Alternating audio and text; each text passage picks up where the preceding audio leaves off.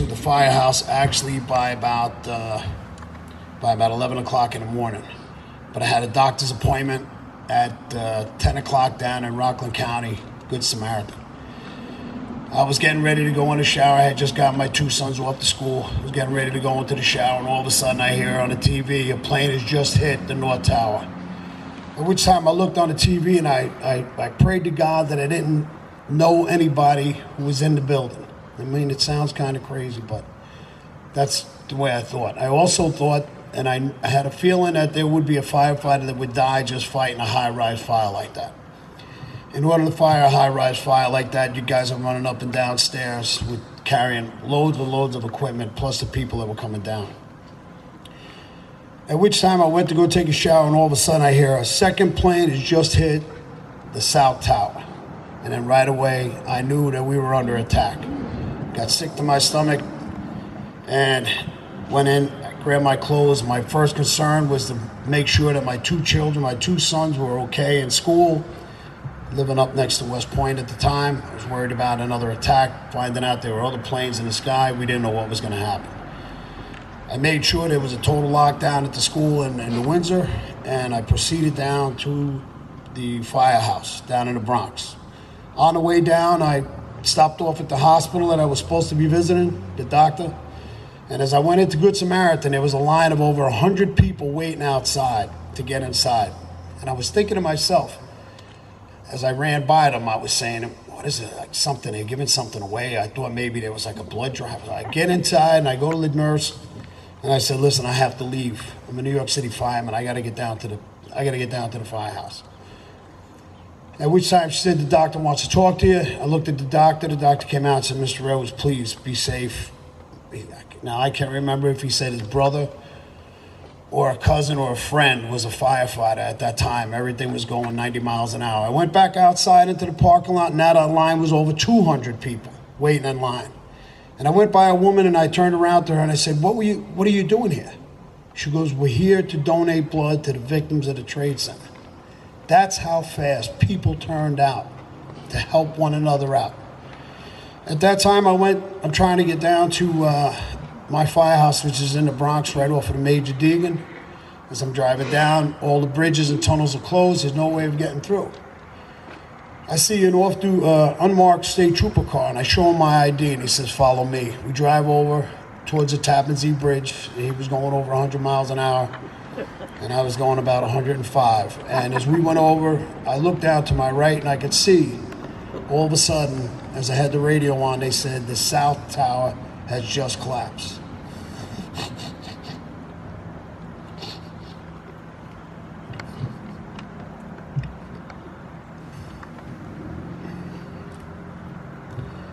At which time I knew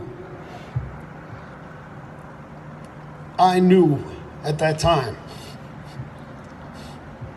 that we were going to lose firefighters and innocent civilians that were just going about their life, going about their regular life like we do every day. I knew there would be a bunch of people that I knew. So I got down to my firehouse. Well, as we drove by the tolls, and everybody knows New York State has tolls everywhere. As I drive by every single toll collector that was in the toll booths that I drove by, the Tappan Zee Bridge and then in the Yonkers, every toll collector was crying, and they were in groups, and they were in there and they were looking. There was nobody else being able to drive down, and they looked at one another and they waved at us, and they knew where we were heading. We got down to my firehouse, and at the time, some of the biggest, strongest guys you'd ever want to meet, some of the toughest guys you'd ever want to meet, were all arm in arm, crying our eyes out on one another's shoulders, praying that our friends and the victims, the casualties wouldn't be as much. But we knew in our heart it wasn't going to be that way. And at the time, there was a computer readout that came over of over 600 names of firefighters that were missing down at the Trade Center. And you started looking at those lists, and you started seeing names of guys that you work with. Guys that were great friends. And you can only imagine the drive it was to get down to the Trade Center, to go down and do a search and a rescue. That's what the mindset was. At about 11 o'clock, I could even say back at about 4 or 5 o'clock in the afternoon, they made an announcement in every firehouse, every New York City firefighter, go home and come back in the morning for your next tour. What happens is emergencies don't stop happening. They needed to man the firehouses. There were there were fire trucks, fire companies from throughout the tri-state. At about 11 o'clock about 10 o'clock in the evening, there was engine 13 from Yonkers.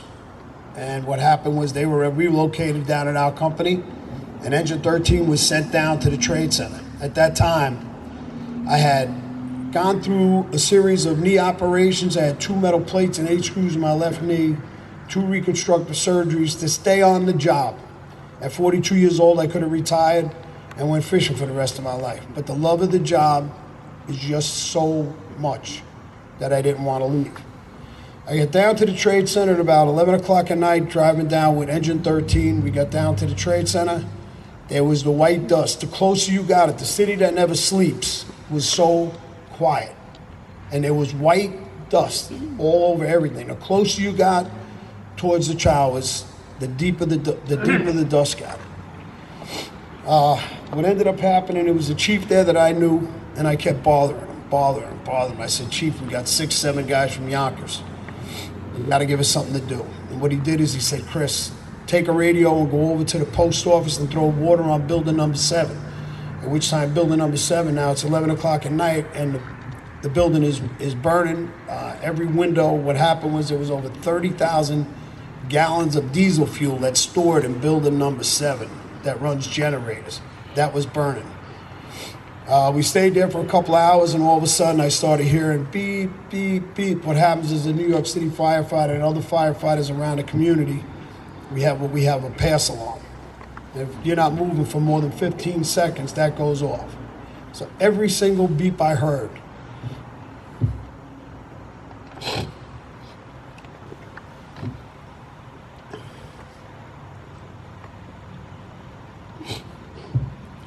was somebody not moving.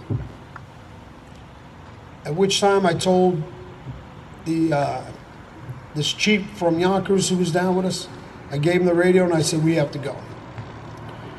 So what we did is walked around the corner, me, myself, and 2 other guys from the Bronx from my firehouse, walked around the corner, went next to the Millennium Hotel. There was a line of over 200, 300 guys to the right, going into the end of the hole.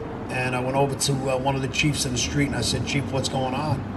He said, Chris, we just pulled out a Port Authority cop alive. I said, alive? He goes, yeah, we got him out alive. Now it's Wednesday morning at about 8 o'clock. I said, how did he make it? He goes, well, during the collapse, they found a hole and that's what survived him. So I said, Chief, listen, you got to get me out there. I said, we've got 2 other guys here. We go out there. What happens is, he goes, Chris, you got 2 metal plates and 8 screws in your left knee. How are you going to go out there? I said, Chief, you retired 3 months ago, and you're out in the street. He says, I guess there's nothing I can do that's going to keep you back from going in. I said, no. We took the Stokes, we went out to the edge of the hole. As we go to the edge of the hole, they pulled out the Port Authority police officer, John McLaughlin, who was the last known survivor to come out of the hole. At that time, I ended up, there was a 4-letter word I used during when John McLaughlin came out. And that 4-letter word was H-O-P-E, hope. Hope that we would find more survivors. That's what I was hoping for. As time went on, after we got John out, I ended up going back down and staying into the trade center, staying into the hole, the pit, for 2.5 weeks. As the time went on, that 4-letter word ran out to find any survivors. Now it became a recovery, at which time for 2.5 weeks I was there. And then after 2.5 weeks, I sat on a piece of steel beam, just like the steel beam that we have over here on display from the beautiful memorial we have. I sat on this piece of steel and I looked up in the sky, and it was a beautiful sky, turquoise sky, early in the morning. I started realizing that there were cranes and dump trucks and all kind of backhoes that were moving steel. And I realized at that time that there was really nothing more that I could do. We were on the bucket brigade for days and days and days. What ended up happening was I walked out of that hole, out of the pit, with tears in my eyes, and I started going to funerals. 4, 5 in a day. Depending on how many I could fit in a day, I wanted to make sure that every single brother,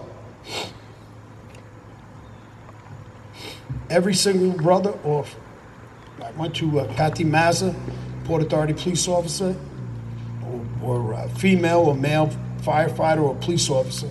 I wanted to make sure every single one of them had a good representation from the brothers from behind. But that 4-letter word, hope, left.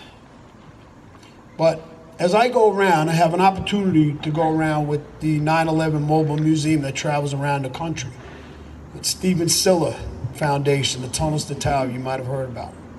And every time I go around to different cities that I go to, this has been my 5th time around, I see people and I look at their faces and I see the tears when we speak about it. And it's just like, it just feels like it just happened to them. They want to know how it felt to be down in the city in New York, even down to be in a trade center. And I tell them, as helpless as you felt out in Iowa, Mississippi, or Minnesota, is as helpless as we felt in our own backyard.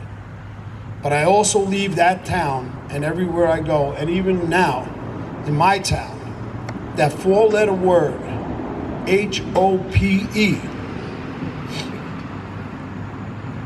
comes back. And it's because of everybody who shows up today, that 4-letter word.